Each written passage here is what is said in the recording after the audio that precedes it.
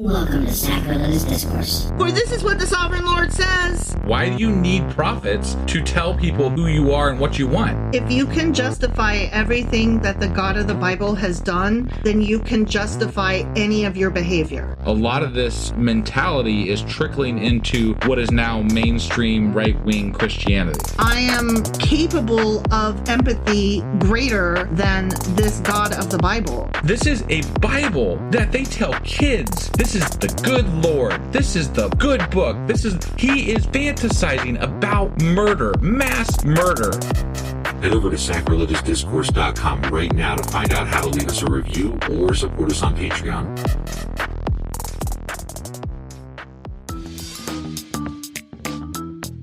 Hey there, sinners and saints. It's your favorite Bible-bashing duo from Sacrilegious Discourse, and we need your help. That's right, folks. We're raising funds for some heavenly equipment and a studio that doesn't sound like it's in the depths of hell. Our current setup, let's just say it's more apocalypse than audiophile. So if you want to hear us dissect the Bible without the background noise of demonic squirrels, chip in a few bucks. We're aiming for $5,000 to upgrade our audio and build a studio worthy of blasphemous banter. Donate today and help us spread the good word of atheism. You can find a link right on our homepage, sacrilegiousdiscourse.com. Every dollar counts. Even if it's from your collection plate. Husband! Wife! Do you remember anything about who we are and what we do? Well, I mean, we did take a bit of a break. So we had new jobs, both of us, actually. Yeah. And it's been a little bit of a rough getting back to this, the podcast. Yes. The thing we actually love. Right. The thing that we would rather be doing. Yeah. You can help us with that, by the way. Not that I ever mention this, but, if you go to patreon.com/sacrilegious discourse, obviously we have a lot of different levels you can support us at, but they start as low as $1 a month, and every little bit helps. And we would love to be doing this full time. I did not know that we were going to be doing a plug right here in the intro. I didn't know until I was there, and then I just did it. Yeah. So I did. But I do know that we just finished a book. As far as our reading goes, yeah, we finished a book of the extra Bible.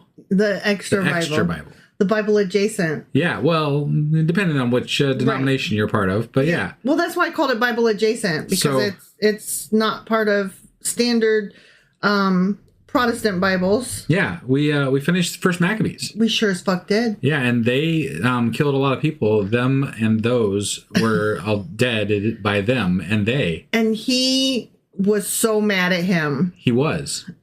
You know what I'm saying? No. Anyway, that's the gist of First Maccabees. Right? Yeah, so that means that today what we're doing is... we are going to start the book of Second Maccabees, which is basically First Maccabees, but religious. Oh, well. Like one of the things that we pointed out in First Maccabees was the distinct lack of God. Yeah. Or prayer or practice of God's law or talk of God or anything that God like. So now they decided that they like God again? It's the same time. It's the same story, but this time with theology instead of history. I got it. Yeah. I just wanted to say they one more time because, he does. All right. You ready to do this? Sure as fuck am. Let's do it. Okie dokie.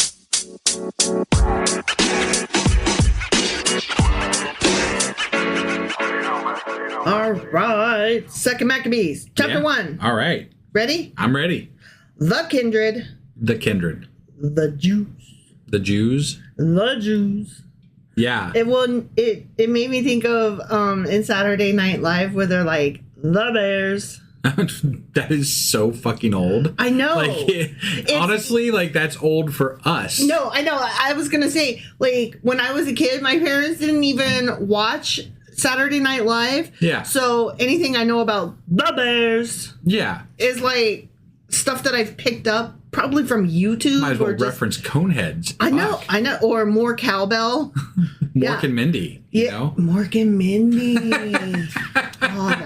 That one is just in my wheelhouse. Right. Yeah. I loved Mork and Nanu. I loved Mindy. I did not like when Jonathan Winters entered the picture as Mork's child or some shit like that. Yeah, that was weird. It was weird. The show itself Robin was Williams weird, carried it. I loved Robin Williams. He didn't need help. And I so miss him being a person on this earth. But yes.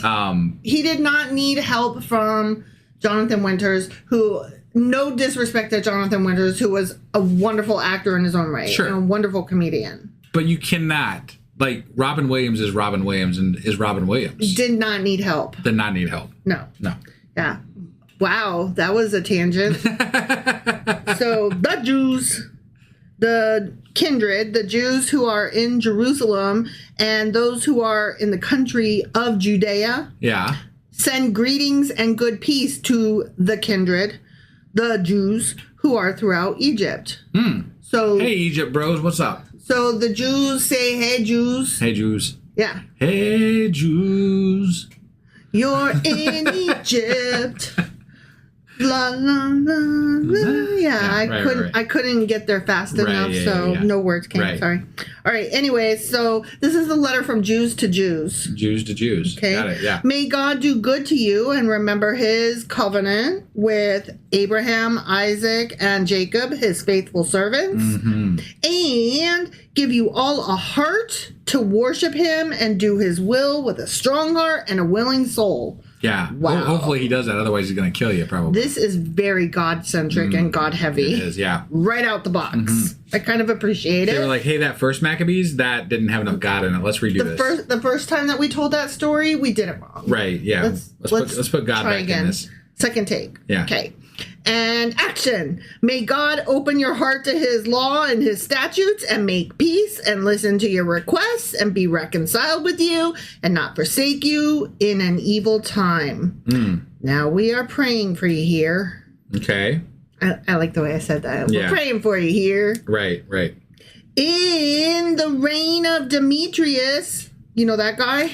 Yeah. The first, I'm assuming they mean, because it's just sure. We're starting over. Yeah, right. You know, no extras, just D. And we're starting over, right? This is recovering. The other same stuff. In the 169th year, meaning 169 years after the Babylonian exile, right? We the Jews, not you the Jews, we the Jews, have already written to you, also the Jews, over in Egypt. Yeah. In the suffering and in the distress that has come upon us in these years, from the time that Jason and his company revolted from the Holy Land and the kingdom and set the gate on fire. He set fire to the gate and shed innocent blood. Right. Okay, I'm so sorry. Who's Jason? I honestly don't remember. Honestly, what I was thinking like the one with the Argonauts. Oh my God, that's what I was going to say, Jason and the Argonauts. And I was like, that cannot be the Jason that they're talking about, right? Because that's like a Greek myth guy. Yeah, that can't be. Yeah, no, not Jason and the Argonauts. Oh, speaking of Argonauts and Jason and Greeks. Yeah. No, totally. So there's a new, what's his name, Christopher Nolan movie coming out. Who's Christopher Nolan? I'm so sorry. That wife is flabbergasted. Yeah. Look, you don't know this maybe about me, podcast listeners. I don't know names of famous people very well. Okay, so he's... By very well, I mean hardly at all. At all, yeah. He's a renowned director. Got it. He makes movies. Which ones do I know? The one that you would probably appreciate is The Good Batmans. Okay. All right. Yeah. Got it. Yeah. Okay. Yeah. Okay. So Christopher Nolan. Yeah. He's making, and see, now you made me fucking forget the name of the movie that he's making. So it's the one where, hold on. The Odyssey. Got it. Yeah. Okay. Yeah. That's where I was going. Not Homer. No. Not the Iliad. No, it's the Odyssey. It's got Homer in it, maybe. It's the Homer's, is that the other one? Homer's the guy that told the Odyssey. Iliad and the Odyssey. He's the one that Homer's the one that wrote it. He's the narrator. No. Oh my God, stop. You need to fucking stop. Okay, anyway. This particular part of the Odyssey is about dude coming back after all the wars. He and his dudes are trying to just get back home. Yeah. You know? Right. You know the story of the Odyssey? I mean, I watched Oh Brother, Where Art Thou? That's not... It's based on something similar. But... No, I don't. Oh my God. I've never read them. I never studied them. You don't... Okay. They're old books, right? I have... They're really old? Baby, are you fucking with me right now? Because I like really... A little bit, but not entirely. Are you serious? The Iliad and the Odyssey, you don't know anything about them? I mean, it's like, old. Are you... And their journeys and their things, they're one of the oldest pieces of literature, out there and stuff. I mean, Beowulf has a word. Right. Yeah, sure. But, right. Yeah. But no, I don't. Okay. Is that okay? Are you still going to stay married to me?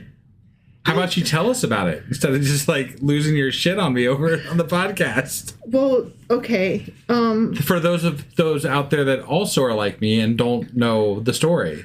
Okay, so Jason and the Argonauts. Yeah.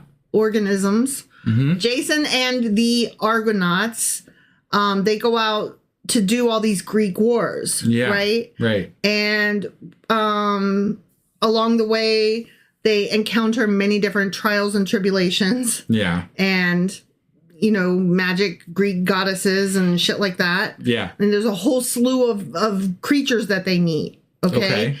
And after they win all these wars, they spend like 1 billion years trying to get back home. 1 billion. Okay, I'm exaggerating. Okay, a lot of years. Right. So one of my favorite parts of the story is not even really about him so much.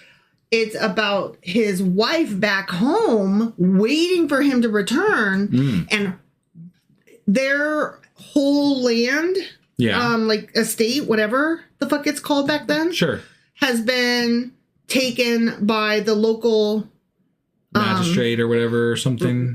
Bad guy that wants to own the whole land, right? Right. Might as well call him an Antiochus. Sure. He's an Antiochus. He wasn't as big as an Antiochus, but he is totally in love with dude's wife.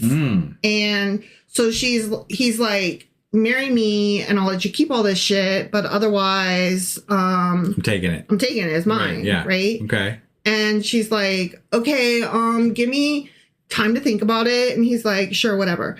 And so then she's like, okay, I'm still thinking. And that goes on for a while. Yeah. And, she's just trying to buy time till her husband gets home. This goes on for years, right? Mm-hmm. And so he's like, nah, bitch, decide. And she's like, okay, I'm going to weave this tapestry. And when it's finished, I will give you my answer, what the fuck ever. Okay. And he's like, all right, fair. So she weaves and weaves and weaves all throughout the day. And then overnight, she undoes her weaving so that the next day she's like, still working on it. I don't know what to tell you. Takes forever. You know how weaving be. Yeah. And so anyway, that goes on forever and ever and ever. Kind of very similar to like 1001 Nights. Okay, never mind. That's a different story. Whatever. Arabian Nights. Okay. You know, like, sure. That's a different story where, Jesus Christ, you don't know anything. Okay. I always forget that I'm a little bit of a lit nerd. And then, like, I feel like I don't know what I'm talking about because I assume that you do know what I'm talking about. Mm-hmm. And then you don't know what I'm talking about. So then I have to, like, try to, like, oh, okay, tell the story. And I only kind of sometimes remember parts of it. Okay. I couldn't remember Christopher Nolan, for God's sakes. So, I know, but that's because it's Hollywood. I thought you knew, like, fucking Homer. I know of them, yeah. Okay, anyways. So, anyway, she manages to put off dude for a while, ages. Long time. Yeah. Like, over a decade. Got it. Yeah. And that's part of my favorite part of the story. Yeah. Because that's cool. Yeah. Okay, so anyway, there's a movie coming out that I really want to see. And it's based on that aspect of the book? No, it's not based on that. Okay. Part. It's not based on her. That's just my favorite part of... Okay, the Iliad and the Odyssey has many, many, many Greek stories. Like, it's not just one story. Okay, so what is the movie about? It's about fucking Jason and the Argonauts and their journey to get back home. Okay, all right. Okay? There we go. God. It's just... I shouldn't have to explain this to you, I feel like. I feel like... Anybody out there that needed it explained as well, don't feel bad, just for the record. I would like to know how many people didn't know that. This never works out well for you. It doesn't. I'm always disappointed. So go ahead and continue to disappoint me. Speak out. Let me know that I'm just an elitist bitch and that husband is perfectly logical because knowing this shit ain't shit. Well, I mean, does it enhance my life in any way by knowing it? I feel enhanced by knowing it. You do? I do. Okay. But that's because I love literature, so. But would it do anything for? Like, would I get anything out of it that I don't have today? Depends on who for you myself. are. You know who I am, though. Would I get it? Would I get anything out of it that I don't have today? Yeah, history. You love learning history, Okay. and part of it entails the history of the Greek people and the stories and the things that they believed and the stories that they told. Sure. So, yeah, you would get that out of it. Okay, that's fair. Yeah. I was just trying to see what you would say. You thought that I would flounder and be like, no, you wouldn't get anything out of it. That's what you wanted me to say. Yeah. All right. Anyways, Jason, not the Argonauts, and his company revolted from the Holy Land and the kingdom and set fire to the gate. Set the gate on fire and shed innocent blood. Just to be clear, we're not talking about Jason and the Argonauts in this chapter. I literally just said Jason, not the Argonauts. I was trying to say it more clearly because it kind of got swept No, you're into so your right. speech. You're so right. That's fair. This is not about Jason and the Argonauts. I do, even though we spent like 20 minutes talking about them. I do think it's funny that we both went there, though. Immediately, we're like, Jason and the Argonauts, even though literally you had no idea that, like, what that story's about, or that, like... Right, but I did know I did know about them. You did know the names. Yeah. You knew the names. Yeah. Just not who or what they... Anyway, right. Okay. They're the Argonauts. The fucking Greek and guys. Jason, you know. You know the Greek Come on. guys? Those guys. It's Greece, baby. We prayed to the Lord and were heard. Both. How did I know that? Apparently they had a chat about it, I guess. We offered sacrifices and meal offerings. We lit the lamps. We set out the showbread. The showbread, huh? Damn. There's bread. This is our bread here, but this is our showbread. There's bread and then there's showbread. You don't eat the showbread. The showbread is just for showing. Yeah. That's God bread right there. It's kind of like old people. Like they had two living rooms. Like there was the sitting room and then there was the front room. And like you're not allowed to step foot on that carpet with the nice furniture. I never those sterile rooms that are in people's houses. Right? I'm like, why? Why do you have do that? What is the purpose of them? It's the non-TV. It's the company room. It's right. the one where you impress people. And I've only ever seen. I've been in one house ever where someone had a front room or a sitting room, and it was actually utilized because there was a party going, like there was a gathering going on, and that room actually got utilized at this place I was at. That's the only time in my entire life I've ever seen one of those rooms not just be a sterile piece of shit room that you can't even you don't even want to breathe into it. No, what's really funny is my grandparents on my dad's side, they had a front living room, like a sitting room. Yeah. But when we stayed with them for a while, when we first moved back to the States, so we lived with them for like 6 months, I think. And my sister and I slept in that front living room. Yeah. Like it was a fold-out couch. Got it. Yeah. So we shared a fold-out couch for 6 months. I just can't abide it. I feel like it's a waste of a fucking room. Well, what really makes me laugh is we would like lay on the bed and put our feet up on the wall.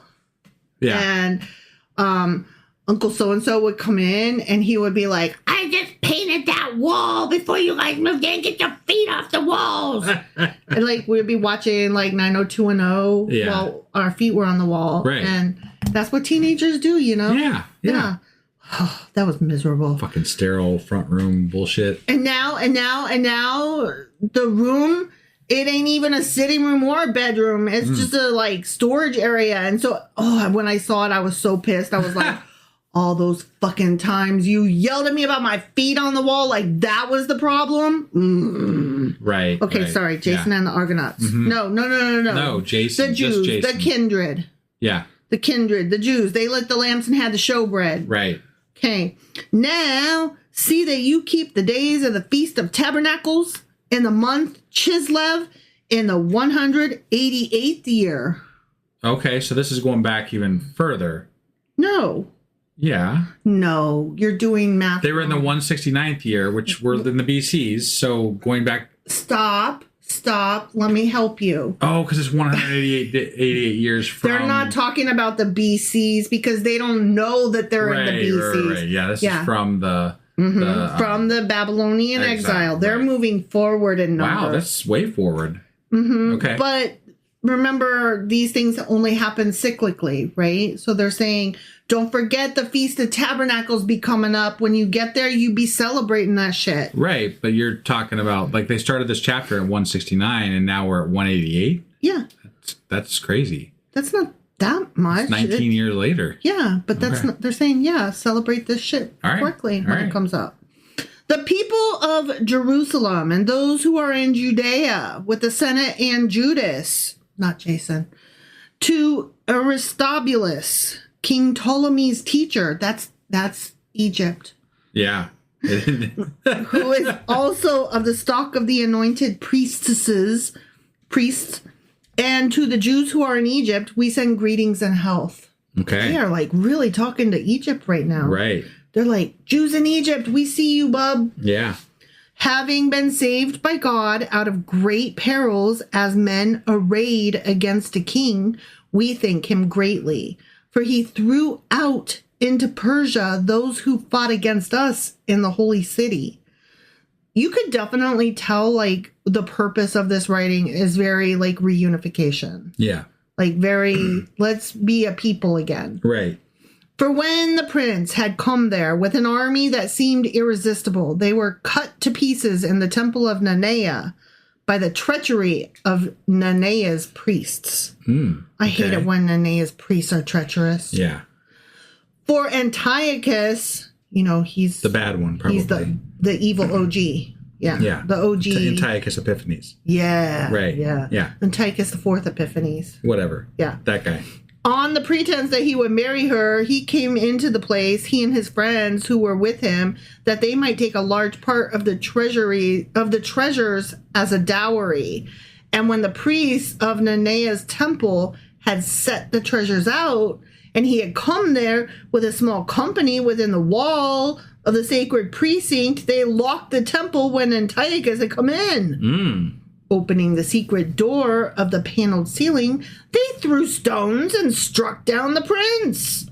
They cut him and his company in pieces and cut off their heads and threw them to the people who were outside. They cut them into pieces. This was not their last resort. Blessed be our God in all things, they say right after all that beheading right. stuff. I love a God who is for war and violence. Yeah. Blessed be. I think our government does too. Blessed be. Fuck all the people as long as we get everything that we want. Yeah. We being the American king. Right now, apparently, we want Greenland and... We want oil and minerals. And we want money and power. Canada, maybe. Mexico, I heard maybe it's in there. We want to put our name on everything. We being the royal peach head. Blessed be our God in all things, particularly greed and violence, who handed over those who had committed impiety. Yay, I'm so glad that he handed us the bad guy so that we could chop his head off. Yay, praise God, love chopping off his head. I guess we should be thankful, right? We live in a time where right now, at least, for the moment, they're not handing us over for impiety. You and I are probably, we're on the chopping block for impiety. We're just far down the list. No, we've already reached out to friends in Canada. Just in case. During the Peach Head's first little run with kingship. Right. We were like, this doesn't feel good. If things go south, can we go north? Yeah. Since we are now about to celebrate the purification of the temple in the month Chislev on the 25th day, we thought it necessary to notify you so that you may also keep a Feast of Tabernacles. Okay. Because you guys over there in Egypt might not know about the calendar, so let us tell you, hey. And you've been in Egypt a while, so maybe you don't have priests and stuff over there. I put the Google Calendar alert on. Did you get my email? I tried to text you, but it came back like, do you guys not got Wi-Fi over there? Yeah, probably not. Okay, well, anyways, the feast is coming up, and here's the date. Got it. Okay? Yeah. And remember the fire which was given when Nehemiah offered sacrifices. Remember that guy? Yeah. After he had built both the temple and the altar. Okay. Because remember, Nehemiah did all that rebuilding shit. Right. For indeed, when our fathers were about to be led into the land of Persia, the godly priests of that time took some of the fire of the altar and hid it secretly in the hollow of a well that was without water. They hid fire in a well without water. Mm-hmm. And it never rained and put it out. It just stayed there. That fire just stayed in that well. It's a ever-burning fire. It's a magical fire. An eternal flame. Yeah, I call bullshit on that one. Where they made sure that the place was unknown to anyone. Now, unless somebody kept feeding it, firewood, maybe. But somebody'd have to watch it, though. After many years, when it pleased God, Nehemiah, having received a charge from the king of Persia, sent in quest of the fire the descendants of the priests who hid it. There was a quest to find the fucking well fire? They had to find the eternal flame. Wow. I mean, if you think about it, like King Arthur's people went after the Holy Grail. Sure. No, I'm just an ever-burning fire in a well somewhere, hidden from other people that they have to quest for. Sounds so fucking fantastical. Is it more or less believable than a speaking burning bush? Equally, I would. Well, the speaking part, no. I don't know. It's more believable than a speaking burning bush. At least that only happened once. Like it was just a thing that happened. And then this fire kept burning. You could take the burning bush and you could be like, yeah, the wind might have whistled. Like there could have been things that could have explained it, right? Like it's crackling and wind and like things could have made it sound like it was talking, and right? Also, what kind of bush was it? Right, yeah. It might have been the good stuff. I'm just saying. When they declared to us that they had found no fire but thick liquid, your fire melted. He commanded them to draw some of it out and bring it to him. Okay. Give me some of that melted liquid fire, huh? Yeah. Okay. I think they call that mercury. Is that what they call it? I don't know. I was going to say gasoline, but Gasoline. When the sacrifices had been offered, Nehemiah commanded the priests to sprinkle with that liquid. Let me try that again. Yeah. Nehemiah commanded the priests to sprinkle with that liquid both the wood and the things laid on it. Mm-hmm. The things. Yeah. When that was done and some time had passed and the sun shone out, which before was hidden with clouds, guess what happened? It caught fire? A great blaze was kindled. Yeah, it was. Magical fire. Shit. So that all men marveled. Got it. I never get to have a magical fire. I'm betting it was just sludge in a fucking rundown well. Mm-hmm. And they're like, put that on there.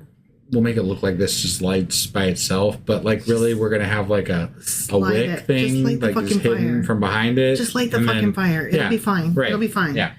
The priests made a prayer while the sacrifice was being consumed, both the priests and all the others. Jonathan led and the rest responded, as Nehemiah did. And the prayer was like this. Oh, no. Ready? I'm ready. We're going to say a prayer now. Mm-hmm. Oh, God, Lord God, the creator of all things, who are awesome, strong, righteous, and merciful. He's an awesome God. My God is an awesome God, is he. You knew I was going to do that, right? Yeah, I did. Okay. Who alone supply every need, who alone are righteous, almighty, and eternal, just like that flame. Mm-hmm. You who save Israel out of all evil, who chose the ancestors and sanctified them, accept the sacrifice for all your people Israel and preserve your own portion and consecrate it. Okay. Here, have it. Yeah. Yum, yum, yum, yum, Right. yum. Gather together our scattered people who are still praying to God. Yeah. Set at liberty those who are in bondage among the heathen. Fucking heathens. I mean, Look upon those who are despised and abhorred. Give them the stink eye, you know. Fucking side-eyed, fucking despised and I abhorred. see a despised person over there. I abhor it. And let the heathen know that you are our God. Hey, Well, believe me, we fucking know. I know. Is that why y'all come knocking on our door all the time? Kill, punish, as a God does. Right, yeah. Those who oppress us and in arrogance shamefully entreat us. You know what? If you just leave me alone, I don't. Back then, I don't know. Like everybody was fighting everybody, so like that's what I'm saying. Just leave me alone. I feel like these are just different words for our neighbors are going to kill us if we don't get strong enough. If we don't kill them first, Right? Yeah. Yeah, we gotta kill them so they don't kill us. Right. I mean, look. I'm not discounting the fact that in ancient times that people were going to need to rally behind some supernatural being to get their people on board with having to defend their land so that they don't all die from some stupid asshole that lives next door. You know, Right. like that's just kind of how things were back then. Right. No, I'm just not a big fan of how this all carried forward with regard to where everything's at now. Yes, That's all. I agree. You are right. Plant your people in your holy place, even as Moses said. Moses said to plant your people in the holy place. Yeah, literally. Well, I mean, yeah. He led them there. Well, yeah, he brought them to the promised and land. was like, "There be." I just didn't know that it include, potted plants, potted people, pod people. potted people. Oh my gosh. Then the priests. Okay, we're done praying now. Okay, yeah. We're back to the story. Sure. Then the priests sang the hymns. As soon as the sacrifice was consumed, then Nehemiah commanded that the rest of the liquid be poured on large stones. Wait, Nehemiah did? Yeah. I thought Jonathan was in charge of this No, Nehemiah. shindig. Nehemiah.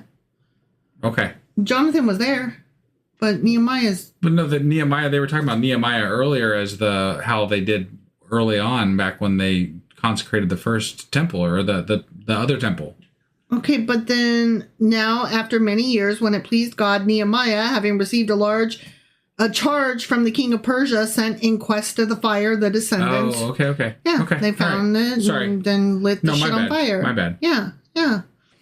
So anyways, as soon as the sacrifice was consumed, then Nehemiah commanded that the rest of the liquid be poured on large stones. When this was done, a flame was kindled, because of course it was, Yeah. because stone always burns. Yeah. Yeah. But when the light from the altar shone back, it went out. Wait, When what? the light from the altar shone back. I don't understand. There was light, like they had LEDs on it or what? I mean, what was going Light on? from the altar shone back. Like, I'm imagining, like, flashlights and, like, oh, God. Or like when the fires lit up on the rocks, like the light bounced off the altar, came back, and they're like, just knocked it right back out. No, I don't think that's what it Well, no.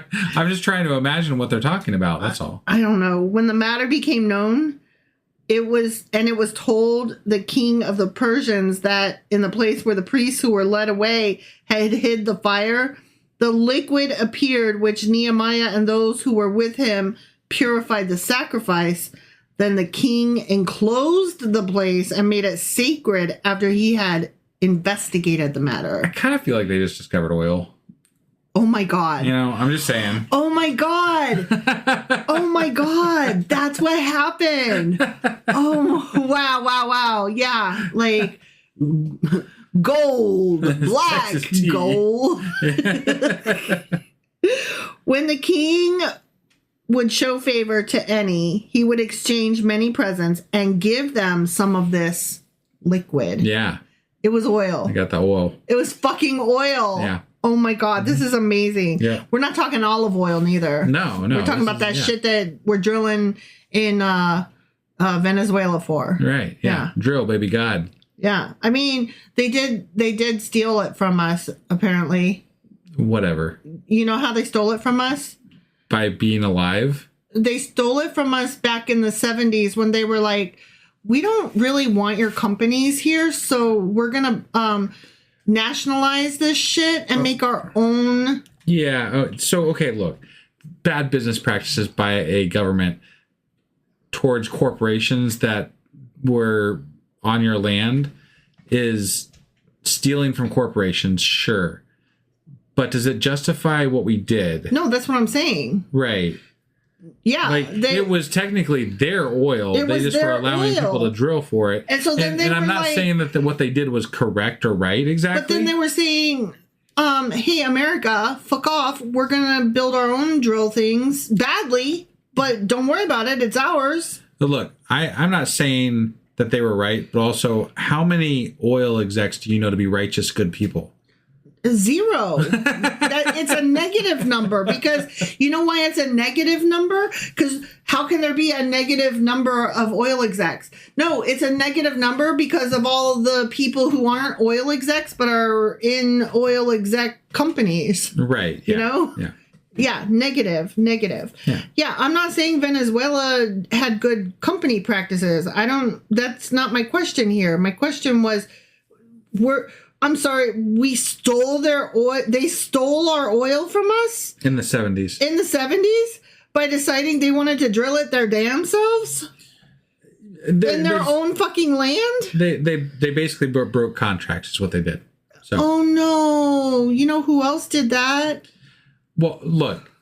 I'm not going to defend 100% because there were oil companies that invested a lot of money, and then these people, and then it was Hugo Chavez. Zero sympathy. Hugo Chavez was the leader at the time that nationalized a lot of the oil, and so he essentially stole a bunch of like oil producing equipment from U.S. companies. That's what this is in reference to. But again, we're talking about the 70s. This is almost 50, 60 years later. So I don't really know what we're doing at this point. Let me search the records to find a way to say, I want your shit, let me have it, and even a little bit feel justified. Right. That's what's happening. Yeah. No, they didn't steal shit from us. And I'm not even going to defend Maduro. Like, he's not a great leader. No. You know? I'm just, what are we doing? Like, what is this country doing? Why are we doing the things we're doing right now? Because it seems all pointless and stupid. Trump doesn't like Maduro personally because of his dance moves. Right. Like, seriously, that was mentioned at one point. Sure. Like, Trump did say at one point that he was tired of seeing him dancing all the time. Yeah. And so it's not just about, like, the oil is we can all get rich. The kidnapping him and bombing the city to kidnap him and bring him to America. But that was just a power move. That was a personal move. Yeah. That was nothing to do with even the other part, which is let's just take the oil and be rich. Yeah. Okay, I'm sorry. Politics, stop it. Yeah. Okay. When the king would show favor to any, he would exchange many presents and give them some of this liquid. Oil. Nehemiah and those who were with him called this thing nephthar, which by interpretation is cleansing. But most men call it nephthai. Nephthai. Okay. I don't know. I don't know either. You're the one with the word in front of you. End. It's Neph, which is neph. Yeah. Thai, which I would say is Thai. Thai. Nephthai. Sure. Right? Sounds right. Nephthai or Nephthay. Sure. Whatever. I don't know. We'll go with Nephthai. Okay. Yeah. All I can think is Naphtali. Right. And then I'm like, why do I know that name? What's Naphtali? You got me on the spot and I can't think of it. Isn't that like some Egyptian chick? I don't know. Off the top of my head. I don't know. Okay. Sorry. That's right. Nephthai. Yeah. The end. So the only thing I really had issue with was the eternal flame that wasn't eternal flame and ended up being sludge. Oil. That burns. Oil. Or something. It's oil. It's oil. I love that. Yeah. I love that. That is so perfect, especially for like what's happening today. Right. It's just so like, of course we're reading about they discovered oil. It's always been the root of the problem. The Middle East was just like drowning in it. Oil and money. Yeah. That's where all it's the stem of all of our issues. Of course. Yeah. All right. That was Second Maccabees chapter 1. Sure as fuck was. And we will be back tomorrow with, well, hypothetically, assuming we don't get caught up doing something else. But next time we're here, we'll be back with Second Maccabees chapter 2. All right. We'll see you then. Bye.